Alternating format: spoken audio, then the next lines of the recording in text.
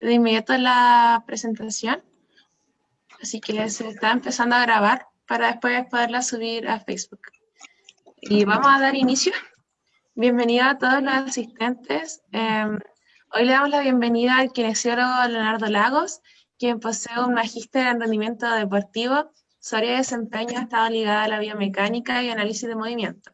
Además, se encuentra cursando un doctorado en ciencias biológicas ¿A las 7 estoy frío? en ¿Cuarto? Universidad de la República en Uruguay. Bienvenido, profesor. Dejamos el micrófono a su disposición. Gracias. Bueno, gracias a todos. Nos faltan los problemas técnicos siempre en las presentaciones, siempre pasa algo. Bueno, un gusto saludarlos a todos oficialmente. A algunos ya he tenido la suerte de hacerles clases, a otros nos hemos conocido en otras actividades académicas y a otros les voy a hacer clases. Y a otros nos estamos conociendo ahora. Como decía Natalia, bueno, mi nombre es Leonardo, todos me dicen profe Leo o Leo. Yo estudié acá en Concepción, ya siempre me gusta decir esto, yo soy angolino, ya soy de Angol, no soy de Concepción, soy de Angol, estudié y me vine a radicar acá a Conce, y actualmente hago mi doctorado en el LIVIAM, que es el Laboratorio de Investigación en Biomecánica y Análisis de Movimiento de Uruguay, que es justamente el laboratorio en el que estoy yo, es el laboratorio top que tiene Uruguay, donde hay investigadores de diferentes partes del mundo, de Italia, de Brasil, de Argentina, no, de Argentina no, de Uruguay y de Chile, ¿ya? Y llevamos aquí una línea de investigación en biomecánica que se llama fisiomecánica, para contarle un poco de historia. Los italianos, que generalmente tienen una gran cultura investigativa, se pusieron a pensar hace varios años atrás cómo poder definir la marcha, y se dieron cuenta que con la biomecánica se quedan cortos, con la fisiología se quedan cortos, y entonces empezaron a mezclar estas dos cosas y denominaron el concepto de fisiomecánica. Entonces cuando tú vas a un laboratorio como el laboratorio de Milán, de la Universidad de Milán, o de Milano como le dicen allá, el laboratorio se llama Laboratorio de Fisiomecánica. Ya no se llama de biomecánica, ni de análisis del movimiento, ni de fisiología. Y en este laboratorio, que es uno de mis metas, digamos, de mediano o largo plazo, de poder traer a la universidad en el futuro, ¿cierto? Idealmente, poder tener sistemas de captura de movimiento que puedan medir la biomecánica, la mecánica, pero también sistemas que midan la parte fisiológica, electrofisiología, analizadores de gases y otros, ¿ya? En este contexto, y para partir con esa semillita, que siempre tiene que partir en la parte investigativa, es que, y qué bueno que está el profe acá, Rafael, porque yo presenté al Consejo de Departamento hace ya un par de semanas una idea que hace tiempo yo tenía, que era de formar un grupo de investigación en fisiomecánica aplicada, ¿ya? Replicando los grupos de investigación que hay en otros países, que hay en Brasil, que hay en Italia, que hay en España, que hay en Inglaterra, en los cuales es un trabajo multidisciplinario, internivel, diferentes niveles, donde tú invitas a gente de otras carreras, incluso de otra universidad, incluso invitas a este grupo a gente que no tiene nada que ver con la ciencia, a una dueña de casa, a un trabajador, a un obrero, y todos forman un grupo de investigación, ya de diferentes niveles. Invita a gente que está en la enseñanza media, invita a gente de posgrado, de magíster, doctorado, postdoctorado, ¿ya?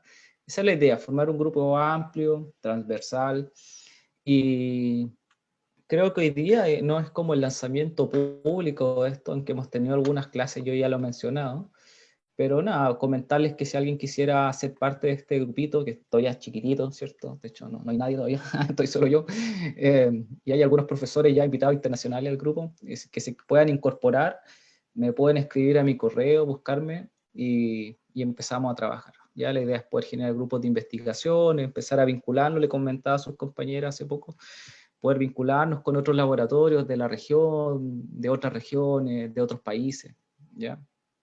Entonces, aprovechar los vínculos que existen y la buena onda que hay entre universidades. Bueno, eso como inicio. Este es parte del laboratorio, o sea, algunas personas. Siempre creo que es importante mostrar con quiénes trabajamos, así como cuando yo voy a otros países o tengo que dar alguna charla, muestro con quién trabajo y lo más probable es que los vaya a mostrar a ustedes en el futuro.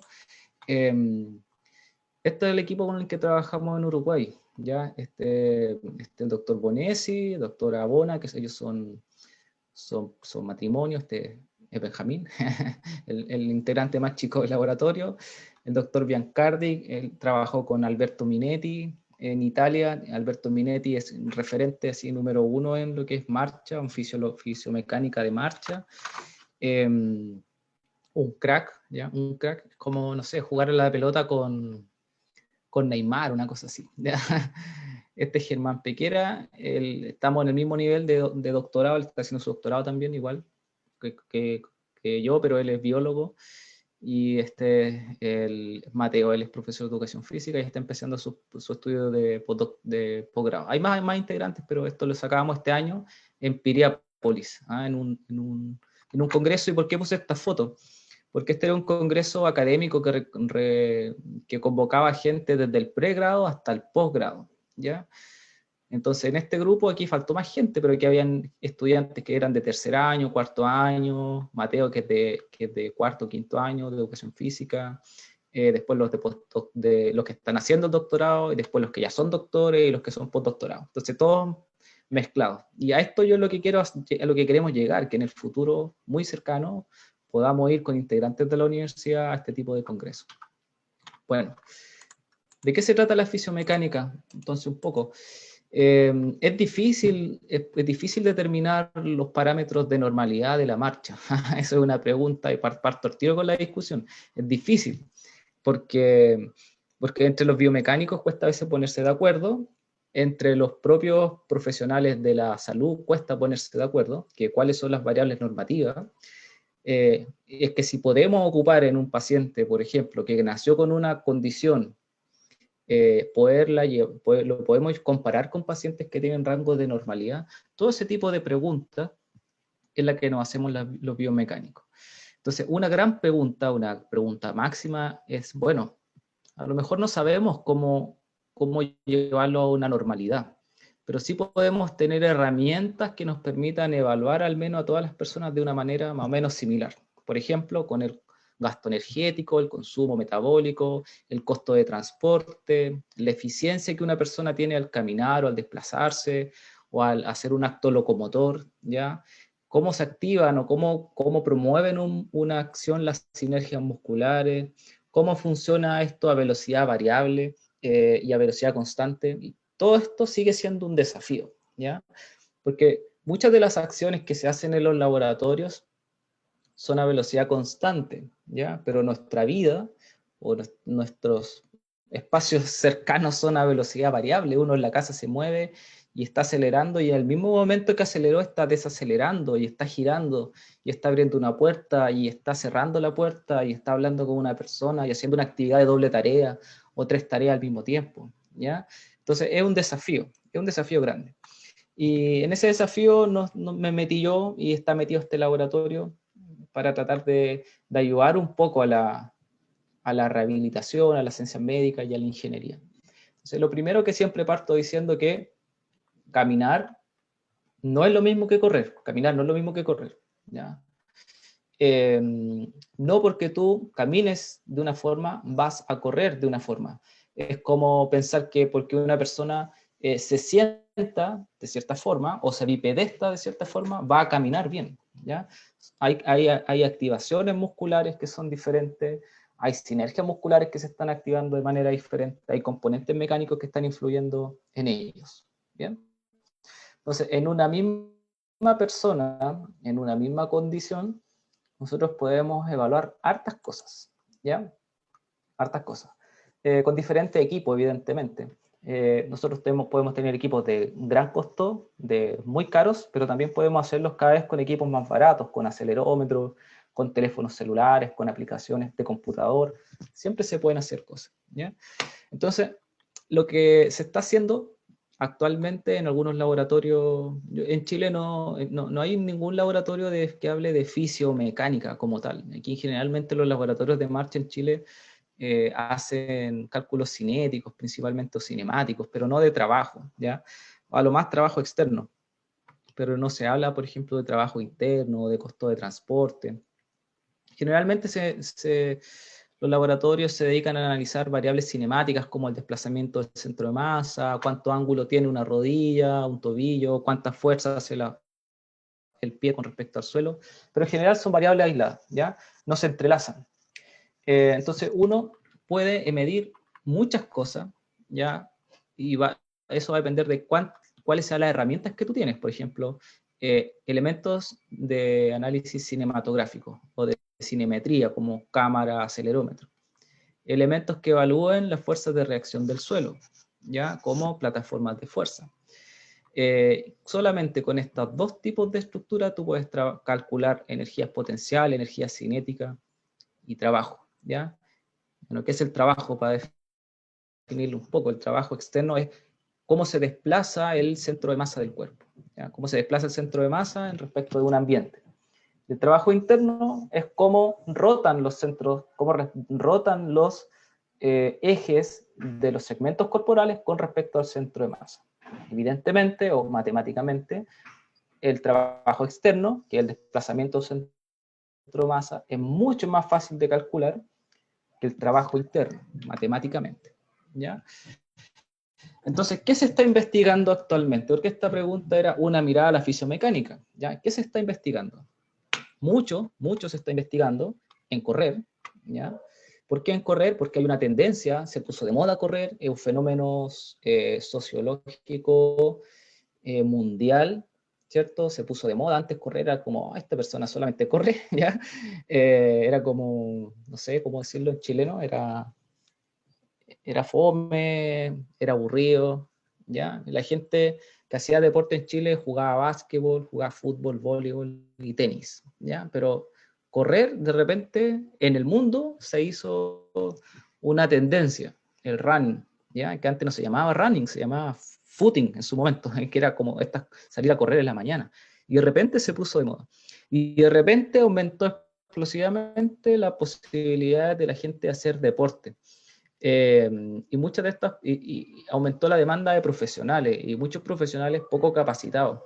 Y empezaron a aparecer diferentes gurús, digamos, de cómo correr, de las patologías, cómo te puedes lesionar, cómo no te lesionas, qué suplementos alimenticios sumarle a esto, etc. Entonces, solo la técnica de correr del estándar amateur está siendo muy estudiada, y el estándar de alto rendimiento también está siendo estudiado. También porque han aparecido nuevos equipos, ya nuevos equipos que permiten, y más baratos, que permiten estudiar. Otra cosa es caminar. Y caminar se ha reconceptualizado. ¿Por qué se ha reconceptualizado? Porque hasta hace un tiempo atrás caminar era solamente ingresa con el talón y despega la punta de los pies, ¿ya? Ese era como el patrón de marcha.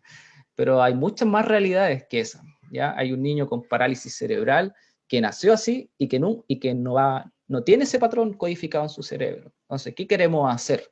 ¿Queremos llevarlo a una marcha normal, entre comillas, o queremos hacer su mejor performance de marcha? Entonces ya tenemos variables que nos dicen que caminar depende de muchas cosas. Dentro de ellas es de cómo naciste, ¿ya? Cómo naciste.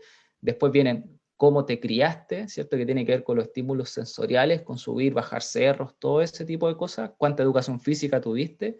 Y después, si tuviste alguna acción o alguna patología, te enfermaste en tu vida.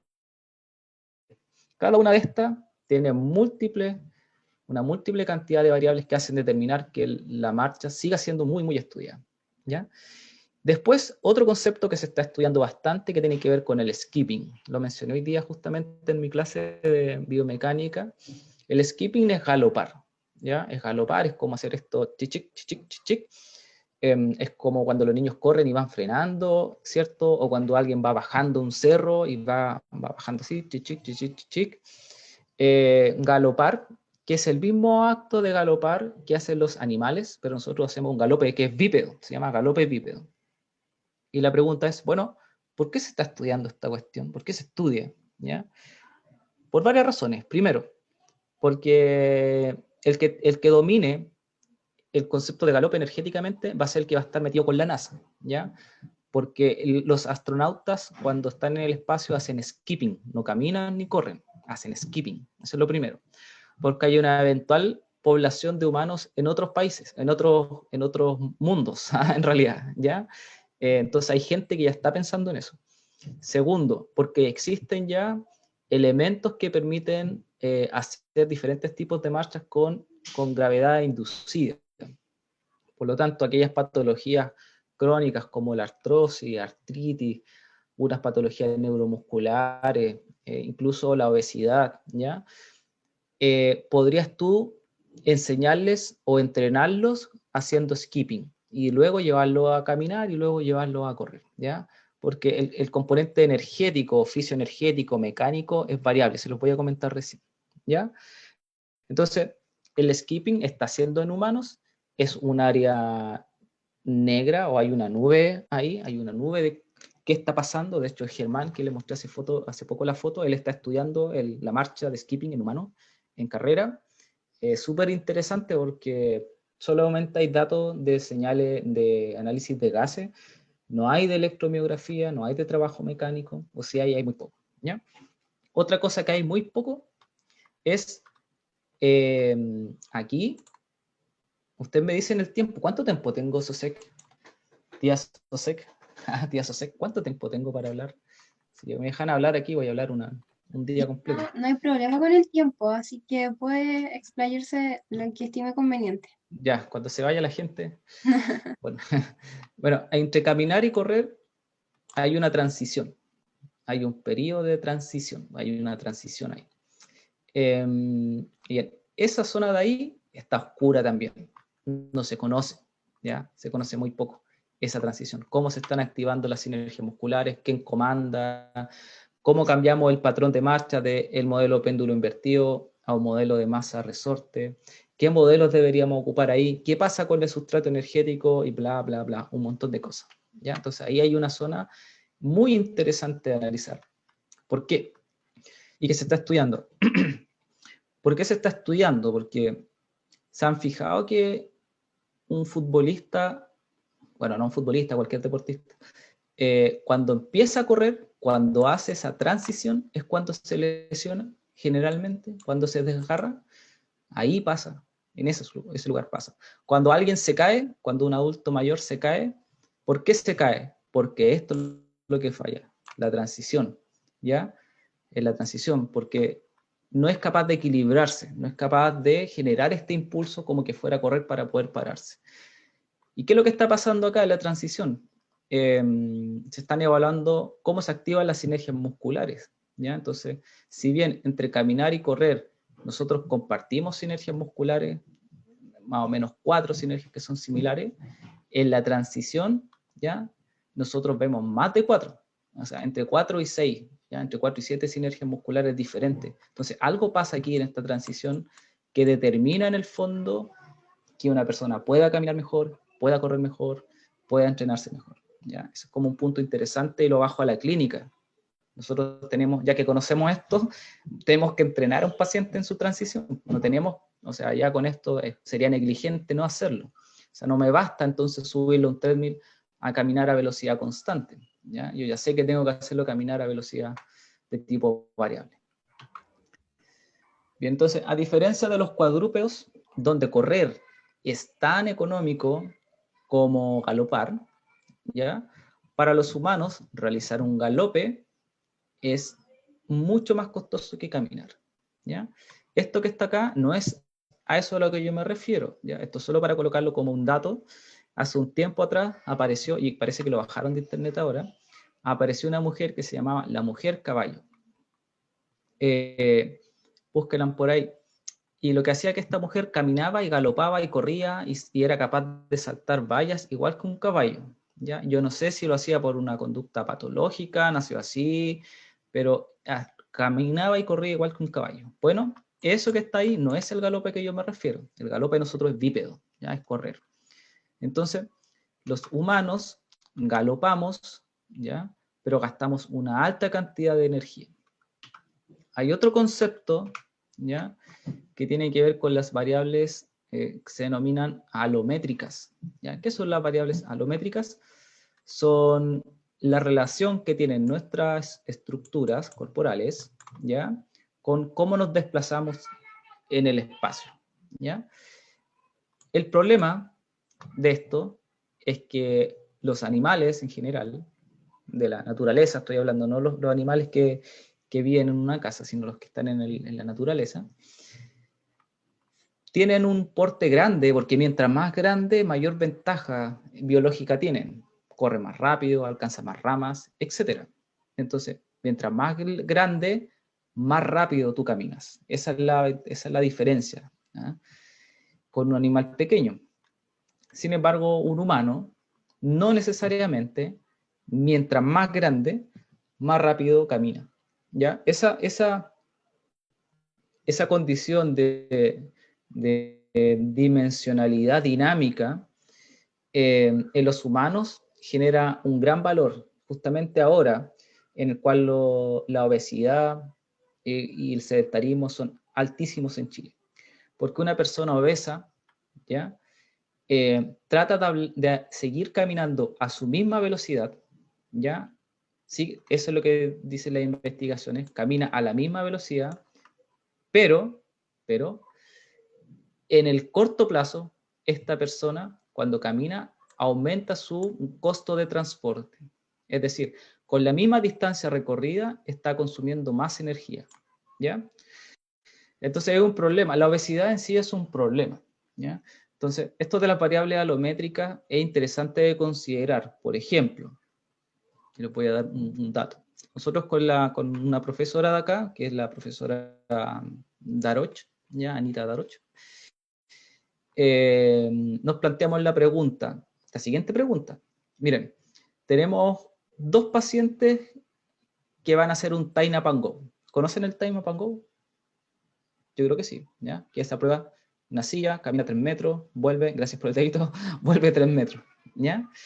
Entonces, ¿cuál es el parámetro que le da normalidad al Time Up and Go?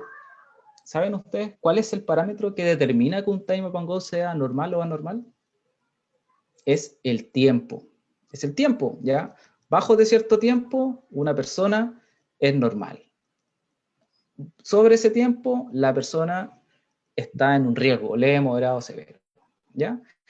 Entonces, si es el tiempo y no es otra variable, y no es la longitud de la extremidad, y no son las variables angulares, y no es la velocidad ni la aceleración, quiere decir que tú podrías llegar a comparar a un ratoncito así, con una jirafa, ¿ya? Entonces tú estás diciendo, la jirafa vale lo mismo que el ratoncito, y las dos tienen piernas diferentes, ¿te fijas?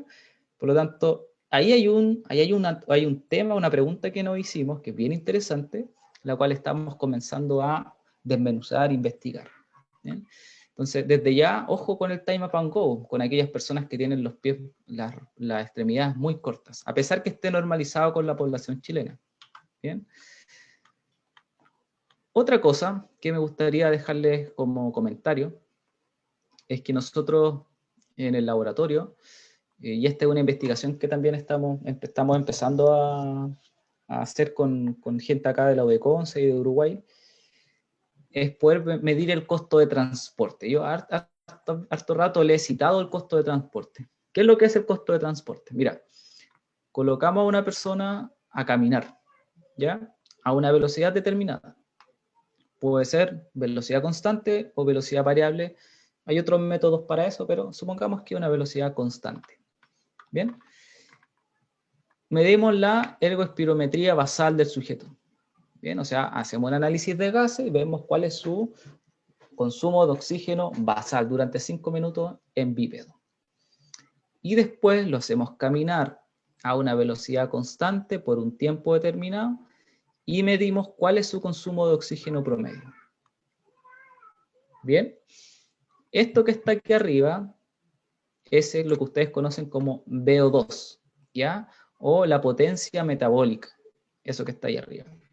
Bien, pero nosotros como biomecánicos, la potencia metabólica, no, interesante, pero no te determina cosas, ¿ah? O sea, en sujetos patológicos, sí. En una prueba de esfuerzo, sí. Pero en una condición normal de marcha, es normal, ¿ya? Es normal, o sea, a menos que sea un paciente EPO, restrictivo, un paciente con insuficiencia cardíaca congestiva, ¿ya? Incluso así, esto no varía tanto. Entonces, ¿qué hacemos? Tomamos esta potencia metabólica, la dividimos por el tiempo, la velocidad, ya que es una variable de tiempo y distancia, y la multiplicamos por un equivalente energético. ¿Por qué la multiplicamos por este equivalente energético? Para poder llevar todo esto a Joule kilogramo metro, ¿ya? Joule. ¿Por qué Joule? Porque Joule es una medida energética que puede ser watts o puede ser Joule. Nosotros ocupamos Joule, ¿ya? Entonces, podemos medir con esto, déjame borrar esto, podemos medir cuánto el sujeto está consumiendo, ¿ya? Por cuánta energía consume por kilogramo de masa por unidad de distancia recorrida. ¿Bien? Entonces, eso les quiero contar con respecto al costo de transporte, porque yo no ocupo costo metabólico y sí ocupo el costo de transporte, porque con el costo de transporte yo normalizo, hago una normalización del consumo que la persona está haciendo por metro recorrido con respecto a su masa. Entonces, esto también se está estudiando harto. Hay un índice de rehabilitación, ¿ya? Que también lo vamos a empezar a investigar ahora. Esto que está acá es marcha, ya, walking, y esto es velocidad. Fíjense, y esto es costo de transporte. Fíjense que a una velocidad de 1,1 a 1,3 metros partido por segundo, el sujeto tiene su mínimo costo de transporte.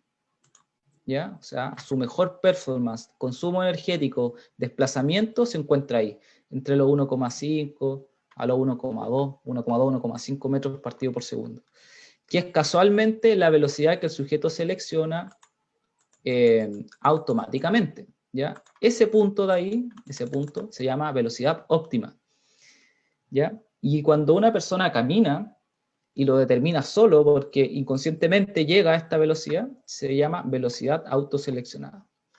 Entonces, fíjense que una persona cuando camina muy lento, ¿ya? Está consumiendo, tiene un mayor costo de transporte, o sea, gasta más energía para desplazarse cuando camina muy lento, ¿ya? Razón por la cual cuando te hacen caminar muy lento, tú te cansas más. Cuando caminas con un niño que tiene los pasos muy cortitos, tú te sientes raro. Cuando caminas con un adulto que camina muy lento, tú te sientes raro. Y cuando caminas más rápido, evidentemente ese costo de transporte aumenta, ¿ya? Raya para la suma, ¿ya? Raya para la suma. Si se fijan, esto lo investigó Renata Bona, ya que es la persona que les mostré hace poco en la foto, de pasar mi cotutora del doctorado. Aquí, si yo tengo una persona que es obesa, ¿ya? Y que quiero hacerla que aumente su costo energético para poder entrenarla, pero yo sé que si con aumentos de velocidad yo aumento el impacto articular, lo que yo hago, en vez de llevarla a una velocidad más alta, aquí, en vez de llevarla a una velocidad más alta, la hago caminar más lento y voy a estar teniendo el mismo consumo energético, pero a una mínima velocidad y con mínimo impacto articular, ¿ya? Razón por la cual, cuando alguien camina muy lento, está gastando mucha energía. Razón por la cual los adultos mayores deberían mejorar su velocidad. Las personas con alteraciones neurológicas deberían mejorar su velocidad. Las personas con patología musculoesqueléticas deberían mejorar su velocidad, por lo menos, o al menos, llevando su velocidad a una marcha óptima, ¿ya? Eso se puede calcular o se puede estimar, ¿ya? Nosotros tenemos entonces en la biomecánica dos patrones, ¿ya? Esto lo voy a pasar rapidito. Un patrón de marcha que se llama péndulo invertido y un patrón que se llama masa muelle. Y hay una relación cuando uno camina entre la energía potencial y la energía cinética, ¿ya? Entonces, nuestro centro de masa que se desplaza así, ¿Se fijan? Así. Nuestro centro de masa que se desplaza así, está constantemente reconvirtiendo energía potencial en energía cinética y energía cinética en energía potencial, tanto así que el recovery, ¿ya? O la capacidad de reconversión de esta energía llega cercano al 60-65%. Nosotros somos altamente eficientes, ¿ya? Mucho más eficientes caminando que corriendo. Y ese recovery que está ahí se calcula con el trabajo, ¿ya? El trabajo horizontal, el trabajo vertical, menos el trabajo externo, dividido por el trabajo horizontal menos el vertical. Bien, para esto que está acá, se necesitan cámaras, ¿ya? Cámaras de alta velocidad en 3 dimensiones. ¿Bien? Entonces, nosotros entendemos entonces que el máximo recovery, es decir, el 60% aproximadamente, se encuentra cuando una persona tiene su velocidad óptima. Aquí, cuando tiene su mejor performance, es cuando la persona está teniendo su mejor recovery, ¿ya? Eso hace entonces que nuestra marcha sea altamente eficiente, seamos capaces de convertir energía, pero también nos hace altamente dependientes e inestables de alguna patología. Por ejemplo, una piedrita en el zapato, ¿ya? Una sencilla piedra en el zapato, minúscula, te hace cambiar tu forma de caminar y te hace cambiar tus porcentajes de recovery, ¿ya? De inmediatamente. El piso en el que tú estás caminando, caminar en arena de playa, caminar en tierra, en cemento o en madera, cambias tus porcentajes de recovery, ¿ya? Imagínense una patología, una artrosis, un esguince, un desgarro, un Guillain-Barré, una lesión de primera neurona, ¿ya? Primera, segunda neurona. Cualquier tipo de estas cosas alteran tu porcentaje de recambio energético. ¿Bien? Entonces nosotros, a diferencia, eso era en la marcha. En la carrera tenemos un modelo que se llama modelo de masa de resorte, no los quiero aburrir aquí, pero en general, cuando nosotros caminamos, la energía cinética potencial se encuentra en oposición de fase con la energía cinética. Eso quiere decir que cuando estoy haciendo energía cinética, estoy haciendo al mismo tiempo energía potencial. Y cuando las sumo, esto me significa que yo soy capaz de reconvertir mucha energía. En cambio, en la carrera, lo que pasa es que estos trabajan en conjunto o trabajan en fase, no trabajan en oposición de fase, lo que quiere decir que la energía cinética y potencial se va gastando en conjunto, ¿vieron? No se va reconvirtiendo. Y lo que está trabajando en oposición de fase es la energía elástica. ¿Ah? Entonces la energía cinética y la energía potencial lo que hacen es almacenar o enviar energía elástica al cuerpo. Y se nos gasta rápidamente. La eficiencia mecánica en la carrera son bastante bajas, ¿ya? Entonces, quiero avanzar un poco. Nosotros, y esto lo mostraba en clase igual, esto lo estoy investigando yo particularmente, que tiene que ver con la velocidad de transición, ¿ya? Yo puedo calcular la velocidad en que una persona transita de marcha a carrera, lo puedo calcular teóricamente, pero también puedo calcular la velocidad óptima que les conté antes, ¿ya? La velocidad óptima se encuentra en una variable adimensional que se llama número de Freud, y cuando este número de Freud es igual a 0,25, ¿ya? ¿Cómo se calcula entonces? Yo calculo la velocidad del sujeto. ¿Cuál es la velocidad óptima?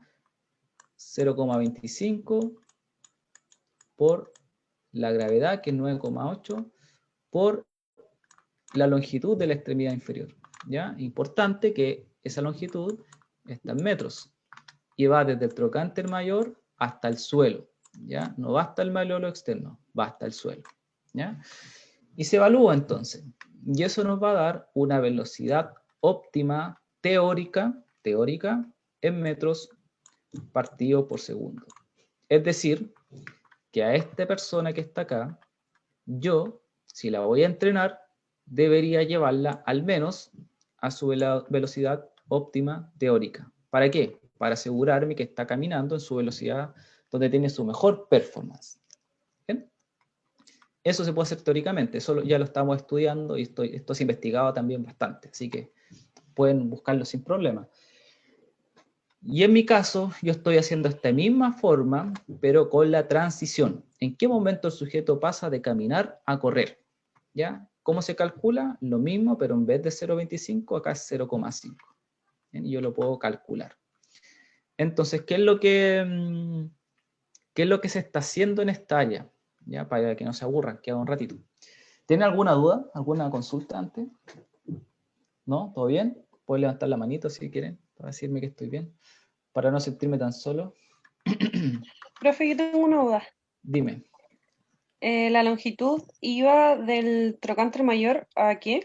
Al suelo. Ya, gracias. Vale. Entonces, yo me pregunté con un grupo de investigación, ¿no? A ver, la mayoría de los estudios se hacen a velocidad constante en humanos. Esa es la primera pregunta que nos hicimos. Se lo invito a ustedes a hacerse estas preguntas, ¿no? ¿Por qué se hacen las pruebas de velocidad constante si nosotros caminamos, bueno, en la calle caminamos a velocidad constante, pero en la casa caminamos a velocidad variable, ¿ya? Es raro, pero todas las pruebas, la mayoría, son a velocidad constante, ¿ya? De hecho, el gol estándar es que sean a velocidad constante, si no la prueba está mala, ¿ya? Existe poca información acerca del costo metabólico en la transición que yo les comentaba en esta marcha carrera. Entonces nos dijimos, bueno, es interesante evaluarlo porque es un área ahí gris que nos está estudiando. Lo que más ha existido son estimaciones de shuttle runs, que son carreras de ida y vuelta, correr para allá y volver rápidamente, ¿ya? Como un Time Up and Go, pero rápido, de 3, de 5, de 10, de 15, de 20 metros. Y para eso sí se han estudiado costos metabólicos, pero no para velocidades variables, ¿ya? O sea, partir a 5, bajar rápidamente a 5, 5, a 4, 5, subir a 5, 5 metros por segundo estoy hablando. ¿Ya? No, eso no se ha estudiado. Y lo que sabemos es que el costo de acelerar y desacelerar en general es mayor que una mecánica de tipo lineal, ¿ya? Entonces, bueno, hay algo raro en estos exámenes que se hacen en el laboratorio de biomecánica y de fisiología, porque no nos están diciendo la realidad, ¿ya? Porque uno cuando acelera, cuando frena, cuando dobla, cuando gira, en general es más caro, ¿ya? Es más caro energéticamente. Entonces, nosotros tenemos diferentes formas de entender el costo de transporte. Esto es lo que les mostraba adelante. Esto fue parte de mi presentación, de una presentación que hice hace poco. Entonces, aquí estaba el costo de transporte de caminar, lo que les mostré delante. Aquí está la carrera, ¿se fijan? La carrera tiene un costo de transporte que es casi siempre el mismo, porque la velocidad tiene una directa relación con el consumo energético, por lo tanto, casi siempre es el mismo costo de transporte. La distancia con respecto al costo energético, y el skipping, ya que era esta cosa de subir o bajar haciendo así como bajando un cerrito, tiene un alto costo energético. Pero fíjense que aquí la transición, que va desde aquí hasta aquí, es una zona que está oscura, ¿ya? Ahí, no está estudiado eso, todavía nada, naca la pirinaca, ¿ya? Así que bueno, eso es lo que les voy a presentar ahora, aparte de algunos datos preliminares que tenemos de nuestro estudio. Entonces, no os quiero dar la lata con esto, pero ahí hay un sujeto corriendo con sus marcadores. Aquí tenemos la ergospirometría. Acá tenemos la electromiografía y el sujeto corriendo. Tenemos cámaras de alta velocidad arriba. Tenemos los marcadores reflectantes en el sujeto. ¿Qué pasó? Los marcadores reflectantes en el sujeto, una banda de frecuencia cardíaca, bueno, y todo eso recolectándose simultáneamente. Entonces, hicimos una sesión de laboratorio, hicimos una sesión de campo y generamos un protocolo para encontrar la velocidad de transición, ¿ya? El sujeto caminaba y cada cierto tiempo le íbamos subiendo la velocidad. Entonces dijimos, bueno, ¿Cómo andaremos con la velocidad teórica? Estamos comparando entonces la velocidad teórica con la velocidad de transición real. Y en realidad la teórica es bastante certera, ¿ya? Y una vez que obtuvimos la velocidad de transición, generamos un protocolo de ciclos. Es decir, en un ciclo que es de 140 segundos en promedio, el sujeto va de su velocidad, de la velocidad de transición, y empieza a subir, después bajar, a subir, a bajar, a subir, a bajar. O sea, es totalmente variable, ¿ya? Y esto que está aquí, la pregunta era, bueno, en el laboratorio no hay problema, porque esta fue una dificultad que tuvimos que resolver, y esta se las regalo como una posible método de entrenamiento, que también lo vamos a publicar en poco tiempo.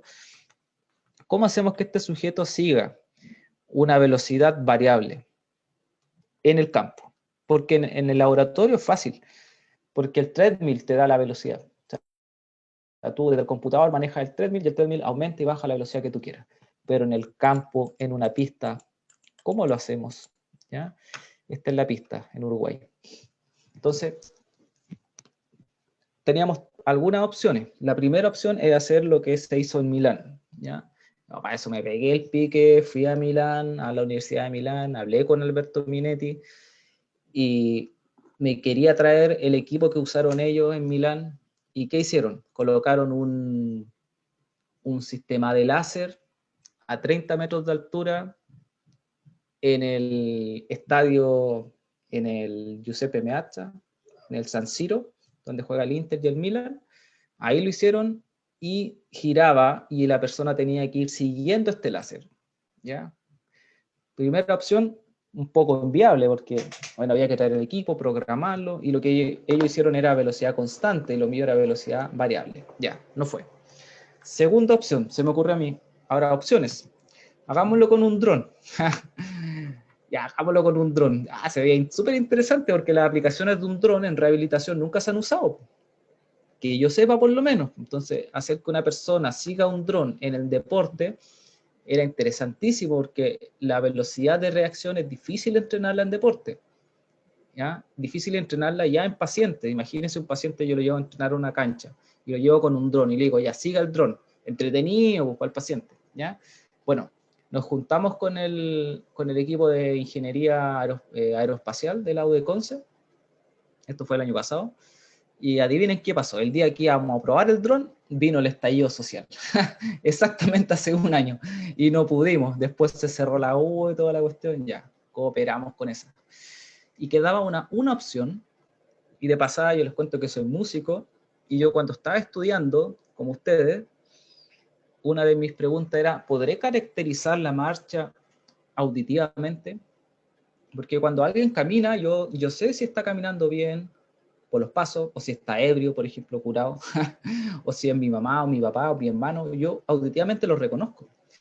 Entonces, ¿qué hicimos?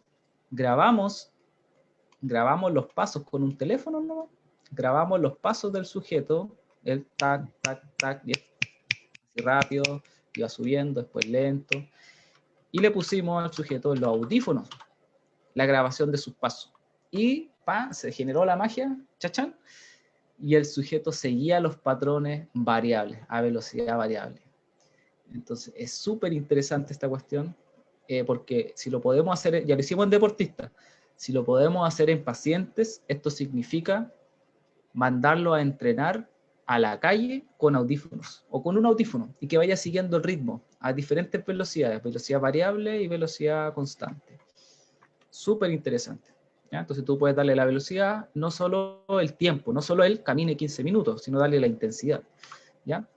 Entonces repetimos lo que hicimos en el laboratorio con lo que hicimos en el campo. Algunos resultados. Con esto ya voy terminando para no aburrirlo. ¿Ya? Entonces, teníamos sujetos de 30 años promedio, 32 años, 72 kilos de peso, que andaban a una velocidad de 7, en promedio 7, 7,5 kilómetros por hora. ¿Ya? Y corrían entre 5 y 175 kilómetros a la semana, el acumulado, ¿ya? O sea, un montón. Lo primero que encontramos es que nuestro estudio a velocidad variable, ¿cierto? ¿Se acuerdan? Ya. Nuestro estudio que habla que estas son las pruebas, laboratorio 1, laboratorio 2, campo 1, campo 2. Nuestro estudio encontró que para el consumo de oxígeno, o sea, la potencia metabólica de los sujetos, el consumo de oxígeno para las 3 pruebas es más o menos el mismo, ¿ya? Y tiene una similar relación o muy parecido a lo que encontró, bueno, Pavey, Biancardi y Minetti, ¿ya? En el 2015, en hombres que caminan en la Tierra, son cerca de 30 ml kilogramos. O sea, estamos por ahí. Entonces, a velocidad variable es más o menos parecido el consumo de oxígeno que una persona tiene. Pero yo soy biomecánico, no soy fisiólogo, soy fisiomecánico, entonces yo sé que este dato es mentiroso, ¿ya? Entonces yo podría, como conclusión, decir el trabajo a velocidad variable vale lo mismo que un trabajo a velocidad constante, ¿ya? Me podría quedar en eso. Pero no, ¿ya? No es así. Ahora, si nosotros vamos a comparar nuestras pruebas de laboratorio con laboratorio y campo, en lo que es consumo de oxígeno, tiene una alta correlación. O sea, ambas pruebas son replicables. Yo puedo hacerlo en campo o puedo hacerlo en laboratorio y las puedo replicar y van a ser más o menos parecidas, ¿ya? Ahora, cuando se va a estudiar el costo, ¿ya? El costo de transporte, y eso es bien interesante, ¿ya? A la misma velocidad, miren, Saiben y Minetti el 2003, y estos son más o menos los datos que se ocupan en general, para una velocidad de 5,5, 6 metros por segundo, ellos encontraron que el costo de transporte es cercano a los 4,3, 4,5 joule kilogramos metro. ¿Ya? A nosotros nos dio algo similar, ¿se fijan? Interesante, ¿ya? La única diferencia es que nuestro deportista estaba corriendo a 1,9 metros por segundo. No estaba corriendo a 5,1 metros por segundo, ¿ya? Por lo tanto, correr a velocidad variable, si bien fisiológicamente tiene el mismo consumo de oxígeno, energéticamente, o sea, el costo de transporte o la potencia que tú estás necesitando para desplazarte es mucho mayor, ¿ya? Es mucho mayor. Porque a una menor velocidad, estoy aquí, ¿cierto? Aquí estoy, a una menor velocidad, tengo el mismo costo energético. Entonces, todavía estamos en esto, es súper interesante. Otra cosa que podemos descubrir de esta cosa es que y con esto termino, los estudios de laboratorio siempre, y esta es una confirmación para todo el resto de los estudios de laboratorio que ustedes hagan, siempre hacen una subestimación de lo que la persona realmente está haciendo, ¿ya? Es muy mentiroso. La misma prueba, exactamente la misma prueba, pero ahora en campo, ¿ya? El costo de transporte fue superior en todas o en casi todas las pruebas de campo, ¿ya? ¿Por qué? Porque el trabajo que hace, estoy hablando de trabajo mecánico, que hace la persona en la pista de carrera, donde tú tienes que desplazarte, no lo haces en el treadmill, en la trotadora, ¿ya? Porque en la trotadora la hace el motor. Primer punto. Segundo punto. La inercia que tienes en la pista, que es la capacidad de sacar tu cuerpo de un estado estático para desplazarte, esa inercia, ese costo es mayor, ¿ya?, que el que se realiza en un treadmill, porque en el treadmill no hay inercia, porque tú estás parado corriendo sobre una cinta rodante, ¿ya? Tercer punto, tú tienes factores externos que condicionan tu carrera, y todo eso es posible que tú lo ocupes para gastar energía. En una pista de carrera está el viento, está el aire, está alguien mirándote, está tu polola, etc. ¿Ya? Entonces, ojo cuando generalizamos con los estudios de laboratorio, nosotros sabemos que no son iguales que los de campo, y por lo tanto, los kinesiólogos deberíamos, ojalá, hacer todas nuestras evaluaciones en laboratorio y en campo, Y estoy refiriéndome a todas las líneas, respiratorio, neuro, trauma, qué sé yo, la que haya. ¿Bien? Eso les quería contar, muchachos. Como para darles una mirada, ¿no? Una mirada a la fisiomecánica sin querer aburrirlos tanto. Traté de hacerla lo más estudiantil posible. Muchas gracias, profesor. No sé si alguien tiene alguna duda o algo que quiera comentar. Nosotros como sociedad realizamos unas pequeñas preguntas que tenemos anotadas para preguntarle. Y, Gracias por los aplausos virtuales. la primera pregunta que nosotros tenemos es, ¿qué desafíos cree que tiene en un futuro esta línea de investigación, considerando el nuevo contexto sanitario? Tiene un montón de... Sí, tiene harta... Yo creo que tiene hartos desafíos. El primer desafío que tiene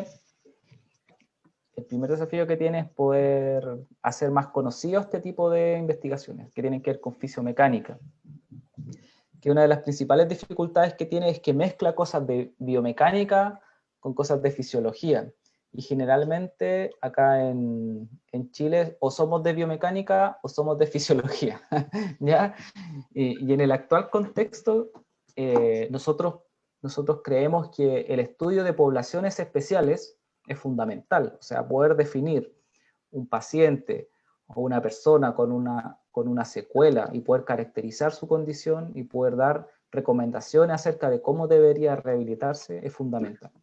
¿Ya? El único problema, respondiendo a tu pregunta, que en el contexto actual es difícil trabajar con humanos. Digo con humanos porque en biomecánica también se trabaja con modelos matemáticos. Es difícil trabajar con humanos porque para poder tomar la prueba de gases tú necesitas que todos ocupen el sistema y eso puede generar contagio, ¿no? Vectores. Muchas gracias, profesor. Kevin Valderas dice que tiene una pregunta. Le damos el paso, no sé si quiere activar el micrófono o escribirla. Sí, estoy acá. Hola, Kevin. Hola, profe. Quería felicitarlo primero por todo lo que mostró. En realidad hay muchas cosas que no sabía, no había aprendido. Y en realidad tengo varias preguntas. Primero, me gustaría saber cómo sincronizaron el sonido con la velocidad en las pruebas de campo. Sí, lo que hicimos fue, hay varias formas de hacerlo, ¿ya? Es una buena pregunta, porque estuvimos discutiendo eso un buen rato, ¿ya? Mira, pasa que a velocidad constante es fácil hacerlo, porque yo sé la longitud del paso del sujeto, sé su frecuencia de zancada, y como sé su frecuencia de zancada, yo podría calcular los pasos por minuto y dividir los minutos por paso, ya, y lo puedo hacer, incluso hasta puedo buscarle una canción que ande a la velocidad a la que yo quiero que corra, ¿ya? Podría hacerlo. Pero acá era diferente.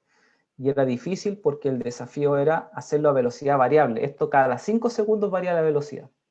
Entonces la única forma en que pudimos hacerlo fue colocar un micrófono grabando en la base del treadmill, de tal forma que esto grababa los pasos del sujeto. Grababa, tac, tac, los pasos se escuchaban. Y el sujeto, cuando iba a hacer la prueba de campo, lo que hacía era que nosotros reproducíamos esos pasos.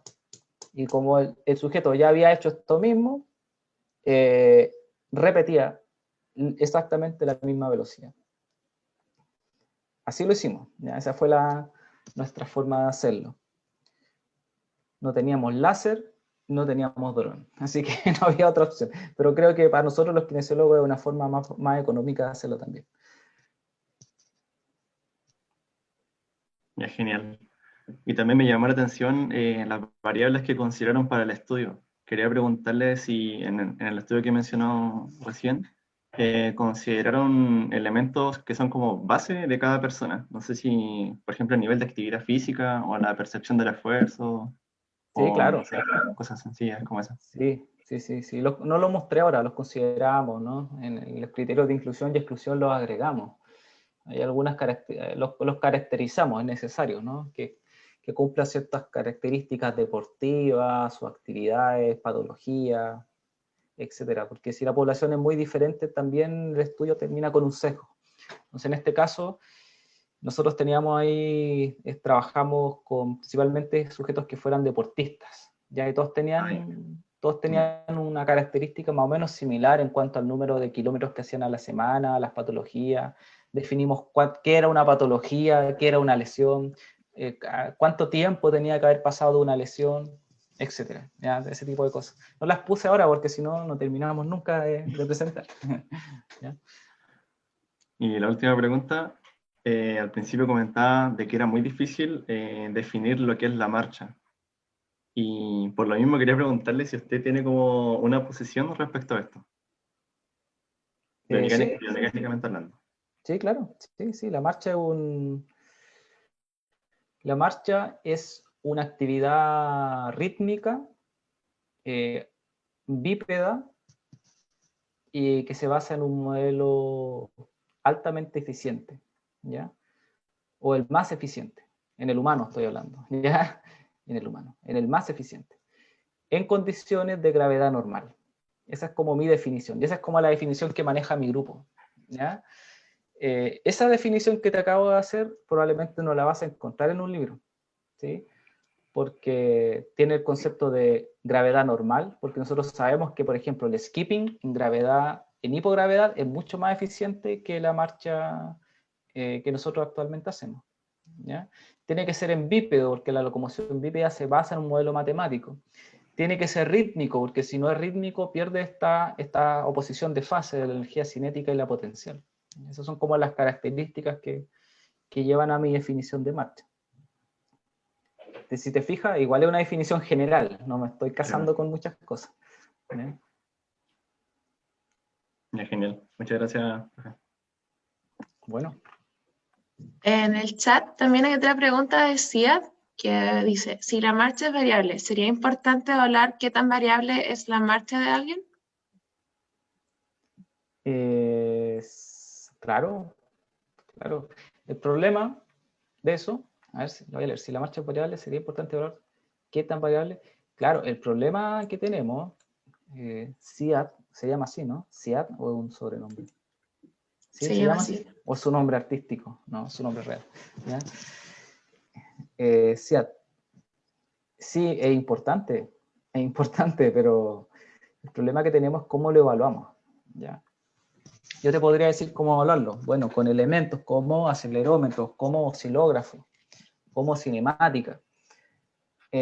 Ya, una vez que lo evaluamos, yo ahora te hago otra pregunta. Vale, ¿están los parámetros normativos que determinan si una persona está sanamente variable en la marcha?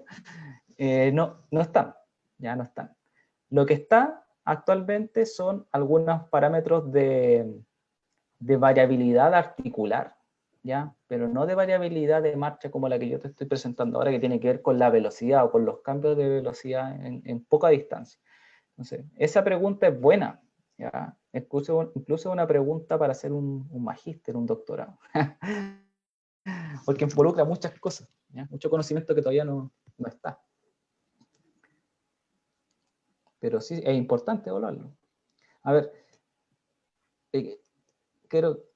yo soy biomecánico, ¿ya? Entonces, si tú me decís, hagamos una evaluación de marcha, para mí, ver a alguien cómo camina, claro, yo te puedo decir con la mirada cómo está caminando, pero nosotros pensamos siempre en equipos, ¿ya? Es como ir a una UCI y tú me preguntáis, ¿cómo está el paciente? Y yo lo miro, no te puedo decir el paciente está bien, ¿ya? O sea, tú en una UCI necesitas elementos que te digan cómo está el paciente. En biomecánica pasa lo mismo. Yo no me puedo aventurar a darte una explicación solamente con mirar al paciente. Necesito elementos que me digan cómo está el paciente, ¿ya? Entonces, si bien las pruebas clínicas como la estación unipodal, el CITO-STAN y las otras pruebas tienen mucha relevancia clínica, tampoco están tan explicadas por la biomecánica, ¿no? Solamente explican el equilibrio, si una persona se cae o no se cae. Yo soy bien crítico en ese aspecto. Creo que nos falta harto como kinesiólogos. Y otra pregunta que tenemos como SOSEC es cómo podemos incentivar desde el pregrado esta línea de investigación. Si tiene algún consejo para los estudiantes o recién egresados. Tengo hartos consejos. El primer consejo es que se vinculen a la mayor cantidad, si es que quieren seguir investigando, no piensen, o sea, no cierren su frontera a Chile, piensen, miren para afuera. Chile es súper caro, es carísimo estudiar un posgrado. A lo mejor es lo más cercano, pero si vais a estudiar Argentina, Brasil, Uruguay, Europa, te va a salir más barato, vaya a conocer más gente, vaya a viajar. No sé, creo que esa es una buena opción. Ahora, si quieren abrir una línea de investigación acá en la U, nosotros ya abrimos este grupo de investigación en el cual todas sus ideas científicas se pueden llevar a cabo, ¿ya? O sea, no, esa es la idea, que tengamos una tutoría en lo que es investigación y plantearnos problemas que son reales. ¿Ah? Ustedes quieren hacer una investigación y identificar, no sé, la caracterización de la marcha variable, como puso SEAT, y quieren presentarlo el próximo año en un congreso, bueno, hagámoslo. ¿Ya? No es complicado hacerlo, no es difícil para nosotros hacerlo. ¿Queréis mandarlo a la Physical Therapies, al Congreso Internacional de Terapia Física? Bueno, ya significa otro tipo de trabajo, de más de un año probablemente. Pero eso, mi recomendación es vincularse, conocer gente, entrar a los grupos de investigación. Los biomecánicos en general son súper abiertos a recibir gente en todas partes. Yo les contaba que a la Natalia hace poco, al grupo que estaba aquí conversando conmigo, que nosotros tenemos la posibilidad de tomar un estudiante, lo voy a decir de buena manera, tomar un estudiante y invitarlo o enviarlo a otro laboratorio, no sé, a Uruguay, a Brasil, a Inglaterra, a Milán, donde quieran. Y que vayan una semana, 2 semanas, conocen gente, ahí si quieren hacer un magíster, un doctorado, les van a ofrecer o ustedes mismos pueden postular. O sea, hay muchas cosas que se pueden hacer. No se cierren las alas estando aquí en Concepción, ¿no?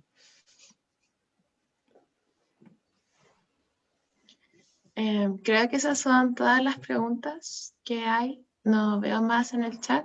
Sí os menciona que, hablando de parámetros, ha visto que el Golden Ratio asociado a la marcha tiene harta relación con que sea armonioso. Sí, hay hartas variables biomecánicas. Nosotros cuando caracterizamos la marcha, por ejemplo, entre variables espaciotemporales, cinemáticas, cinéticas, son cerca de 35, entre 35 y 45 variables, y cada una se disocia en diferentes variables más, ¿ya? Entonces, sí, hay harto que hablar aquí en biomecánica de la marcha y la carrera, harto. De hecho, hay gente que solamente se dedica a una, o a marcha o a carrera, otros se dedican solamente a marcha patológica. Hay un montón de cosas ahí que investigar. Hay gente que se dedica solamente a los ciclos de activación, a ver cómo se activan los músculos. O sea, hay un montón. Yo le mostré mi línea, mi forma de ver la biomecánica. Yo partí haciendo mucho análisis cinemático con cámaras, con Kinovea y otras cosas. Y es parte de lo que les voy a mostrar a ustedes también en las asignaturas que tengamos en pregrado. Y a lo mejor en posgrado, cuando ya estén más grandes, veremos estas cosas que yo les acabo de mostrar, que son más complicadas, que necesitan más análisis, etcétera. Bueno, muchas gracias por la disposición y por el tiempo de realizar esta exposición para nosotros. También gracias a los asistentes por conectarse. Les comento que esta es una nueva sección que tenemos en la SOSEC, donde vamos a estar dando a conocer trabajos y áreas de investigación de los distintos profesionales o estudiantes que vayamos contactando. Cualquier cosa nos pueden hablar por nuestras redes sociales o nuestro correo, que es sosec@robotec.cl, y es del profesor que lo mencionó al principio. Muchas gracias a todos. Hasta luego. Hasta luego, que estén bien. Chao, chao. Chao, un gusto, pásenlo bien. Chao, chao.